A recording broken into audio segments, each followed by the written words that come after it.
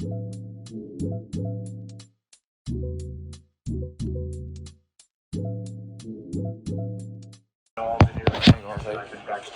so bad?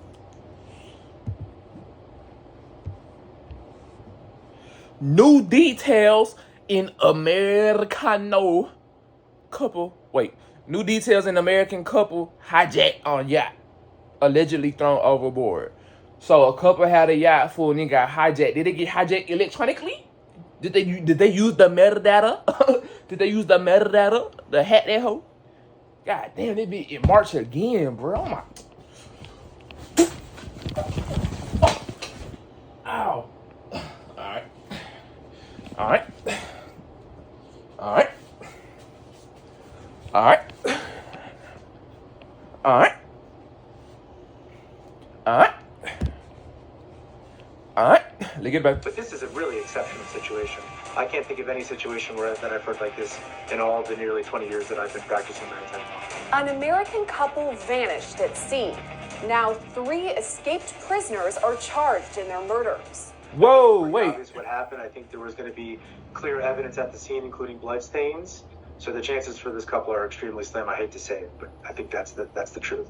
As Law & Crime first reported, Wrong place, wrong time, fool. How did that happen? And her husband, 66-year-old Reelykt Hendry, were last seen on February 18th. The couple, who were married for 27 years. So 3 of them dudes escaped prison, hijacked the yacht, and they were like, oh yeah, we finna go to Mexico, Canada.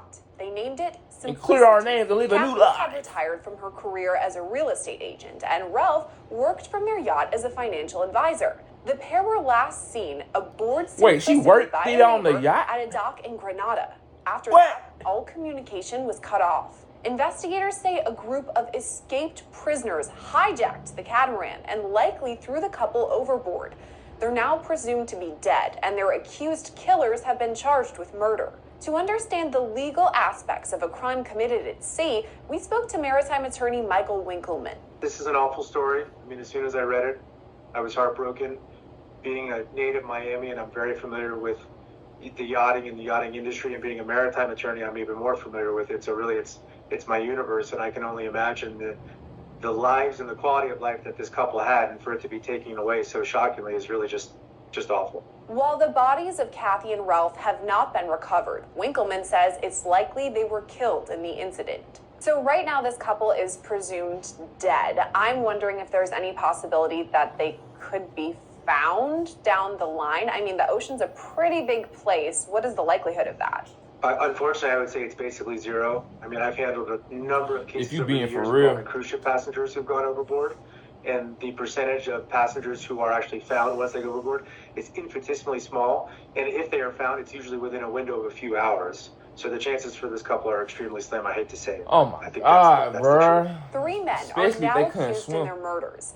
19-year-old Trayvon Robertson, who was unemployed at the time of the crime, 25-year-old farmer Abida Stanislaus, and 30-year-old sailor Ron Mitchell. According to authorities, all 3 men are from St. Andrew and had been arrested back in December in connection to a violent robbery case. Mitchell also faced additional charges of rape and attempted rape. Ooh. 3 men escaped from prison on February 18th, the last day Kathy and Ralph were seen. Investigators say their boat was found on February 21st, about 80 miles from where it was last seen. Like, how did that even happen? The ship had been ransacked, and there was a red substance that appeared to be blood. So investigators finally do catch up with the boat. I'm wondering what the first steps would look like with that. How did they catch them, though? I think I don't think this was necessarily a very. Well, you supposed to push that yacht full out of the country. I think it's pretty obvious what happened. I think there was going to be clear evidence at the scene, including bloodstains. I think it was more of a that they were lucky to have actually captured these 3 gentlemen, and now they're behind bars. All 3 suspects were also taken into custody on February 21st and cooperated with authorities. What's on wrong February with him? 26th, they appeared in St. Vincent Court, pleading guilty to immigration-related charges. More than a week later, the pair were hit with additional charges, including capital murder, escaping lawful custody, housebreaking, robbery, and kidnapping. So I think the prosecution part of it will be easy. What I think will be interesting is whether or not there will be any kind of extradition to the United States. Grenada does have an extradition agreement with the United States. So I know if this were my family and this happened, or this were, my parents, I would certainly want them brought back to the United States to be tried in U.S. courts. I have a lot of familiarity with courts all over the world, being a maritime attorney, and I'll never say anything ill about another court system, but I will say that the American court system is the best in the world, and I think that's true from both a civil perspective and a criminal perspective. What y'all think? Is the American court system the best in the world right now? In the United States. Let me know some in the comments. If we're looking at extradition, how would that work, getting these 3 people back to the States? I'm sure there's some sort of process with it. Absolutely. Extradition is an extremely complicated process. It involves a heck of a lot of negotiation. I think in this type of a situation, and particularly where I think the media is doing a nice job of covering the story and doing a real benefit and solace to the family, I think that because of that increased focus on it, I think it'll make it easier to the extent that the U.S. is looking to extradite these criminals back to the United States. But for now, there's no real timetable for when the suspects could be seen in the United States. It's also my experience that the wheels of justice turn slowly in America, and it's even more my experience that the wheels of justice turn even slower in foreign jurisdictions. So it's hard for me to talk about a specific timeline for this case. I do know that to the extent the family is likely pushing very hard on its local authorities, whether it's their senator or congressman or something that, someone of that ilk, to be pushing for extradition. The timeline on that, it's hard to say. It is a very complicated process. Generally speaking, it's a timely process, but I would cross my fingers that they're brought to the U.S. ultimately to be tried and convicted. As to where the suspects would be extradited to in the States, Winkleman says that's where things get complicated. But in my experience, my guess would be it would be either where they were from, or if they were residents of a certain place. That gets a little. How did they hijack that beat? Unless you knew the metadata. I'm certain that beat must have like been parked or something. Oh, he did say that she. Did say that she worked in the yacht as a financial advisor. Me personally, fool, I never worked out of a boat. I like the water, fool, but I only know how to swim, so I don't like the water for real. You know what I'm saying? The FBI does have jurisdiction not only to investigate, but also to knowing if you got a yacht, you got a crib that you just leave it out your yacht. So and like yachts is like mini houses, but who fuck no. On a yacht that I don't want to be smelling the sea. You feel me? So it sounds to me from your description there that it kind of depends on the situation where this would head to court, whether the people are American citizens, where exactly it happened. Is all of that correct? Absolutely. I mean, being a lawyer, my general answer is always it depends. And with maritime law, it's even more unique because you're talking about you could be a U.S. citizen. You're on a ship that flies foreign flags, so you may be on a ship that, strictly speaking, let's say you're in Panama or the Bahamas.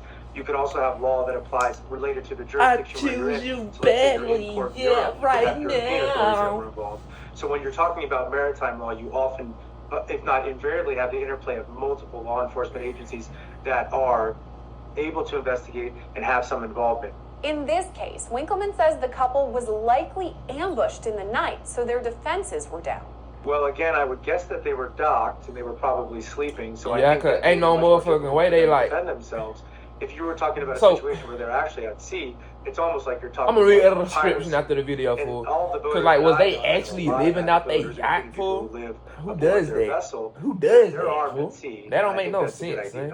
And I but think you never know. Whether or not you'd have stand your ground laws would depend on where you were at, what location you were. But I know for me as an attorney, and I'm living on a vessel for a period of time, I'm certainly going to have the appropriate defenses in place to be able to protect myself and my family. But if there are other people out there who, in their retirement, want to live in a yacht, sell their home similar to this couple that did here, and are sailing around the world, are there any sort of precautions they should take, or anything they should pay attention to as far as jurisdiction, things like that? I think that's a great question, and I think really it depends on where you are. And as wonderful as the Caribbean is, and there's some wonderful places throughout the Caribbean. If I'm doing that, fool, I gotta have like my own. The Bahamas. Cause that ain't, you know what I'm saying? That's cool. You do what you want. It's your life, fool. But I never sell my crib to live on a yacht for one. And then two, if I did, fool, I had to like have a private lot. You feel me? Or only my yacht. You know what I'm saying? It's in every. Perhaps it's safer if you're not going to be, if you're in any kind of a place where you think you're in any kind of a danger and you're docked, go back out to sea, anchor down there, sleep overnight there. I think that would increase your chances of staying safe. But this is a really exceptional situation. I can't think of any situation that I've heard like this in all the nearly 20 years that I've been practicing maritime law. Winkleman says there are security systems available for private boats, but it's unclear whether Ralph and Kathy had one aboard the Simplicity. And for others who find themselves in international waters, Winkleman says there are ways to stay safe. A lot of our viewing audience, they may not have a yacht and be sailing around the world, but a lot of people do go aboard cruise ships and use that as their vacation. Is there anything that they should be keeping in mind as far as maritime law or safety? That's a great question, and I always say step one is don't leave your common sense at the port. Bring that with you on the ship. I think a lot of cruise ship passengers think when they're on a cruise ship they're in this isolated little bubble that's 100% safe. Meanwhile, there's a very high amount of crimes that happen at sea, in particular rapes and sexual assaults. I often say it's a hidden epidemic. But I think what's key is when you're going on a cruise ship, you have to treat it like you're going to New York City or Boston or Miami, any other big city. You can't let your kids roam free, and you got to take those extra steps to keep your family safe. All three suspects appeared in court on Thursday and will be held in prison awaiting their next appearance on March 27th. Reporting for Law and Crime, I'm Sierra Gillespie.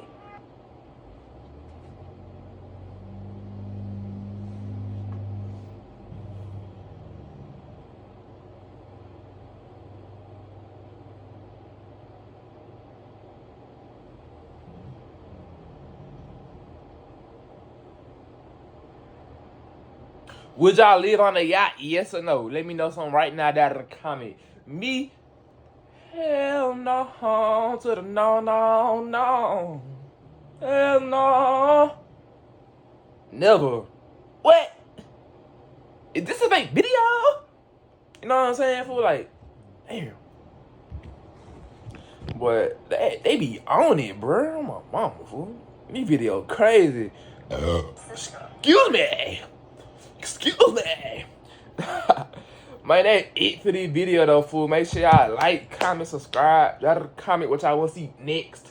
Fool, I don't understand. Do you understand the words that's coming out of my mouth? Y'all let me know what y'all think down in the comment though, fool. Damn. That shit crazy. Rest in peace to them though. I'm gonna see y'all next video, man. Big brrr.